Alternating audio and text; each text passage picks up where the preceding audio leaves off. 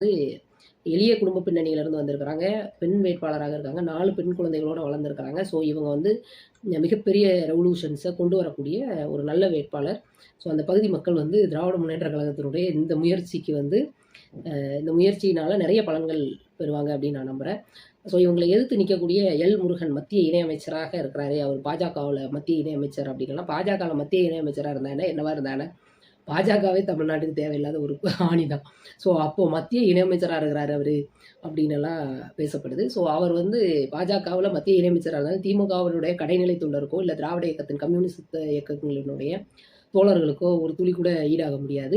சரி, மத்திய இணையமைச்சராக இருக்கிறார்ல, அவர் வந்து அவ்வளோ பெரிய பதவியிலிருந்து கோயம்புத்தூருக்கோ இல்லை தமிழ்நாட்டுக்கோ அவர் என்ன பண்ணியிருக்கிறாரு? தமிழ்நாட்டினுடைய கல்வி நிதியை வாங்கி கொடுத்தாரா?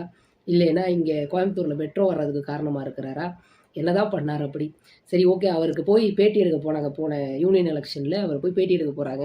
பேட்டி எடுக்கும்போது இதை நான் நேரடியாக பார்த்தது விஷயம். ஜேர்னலிஸ்ட் போய் அவரை கேள்வி கேட்குறாங்க. இங்கே வந்து பெட்ரோல் விலை ஏன் ஏறுச்சு அப்படின்னு. இவங்களுக்கு இயல்பாகவே இருக்கக்கூடிய மதவாத சிந்தனை, மதத்துக்கு பின்னாடி ஒளிஞ்சிக்கிற ஒரு எச்ச பொறுக்கித்தனம், இதை வந்து அவர் பண்ணார். எங்கள் மீடியாவில் எல்லா மீடியாலையும் ஒளிபரப்பான நியூஸ் தான் இது. ஜெய் ஸ்ரீராம் ஜெய் ஸ்ரீராம் ஜெய் ஸ்ரீராம்னு கோஷம் போட்டார். பெட்ரோல் விலை ஏன் ஏறிடுச்சுன்னு பத்திரிகை துறை கேள்வி கேட்கும்போது மத்திய இணையமைச்சர் இருக்கக்கூடிய எல் முருகனுடைய பதில் வந்து ஜெய் ஸ்ரீராமாக இருந்தது. ஜெய் ஸ்ரீராமுக்கும் எங்களோட நாங்கள் பெட்ரோலுக்கு கொடுக்குற காசுக்கு என்ன சம்மந்தம்? ஸோ இவர் வந்து அப்படி தான் பதில் சொன்னார். ஸோ இவங்க வந்து இப்போ மத்திய இணையமைச்சராக அதற்கு பின்பு இவங்க எந்த ஒரு நல்ல விஷயமும் செய்யலை. மாறாக எங்களோட சிஎம்க்கு, தமிழ்நாட்டினுடைய சிஎம்க்கு பாஜகவினுடைய மனுவாத சிந்தனைகளை அடி வேரில் அவங்க துவங்கும் போதே புரிந்து கொண்டு எதிர்க்கக்கூடிய ஆல் இந்தியாவிலே எதிர்க்கக்கூடிய முதல் நபராக அவர் தான் இருந்திருக்கிறார் இதுவரை. ஸோ அவருக்கு இவர் அறிவுரை சொல்லக்கூடிய ஒரு வீடியோ நான் பார்த்தேன்.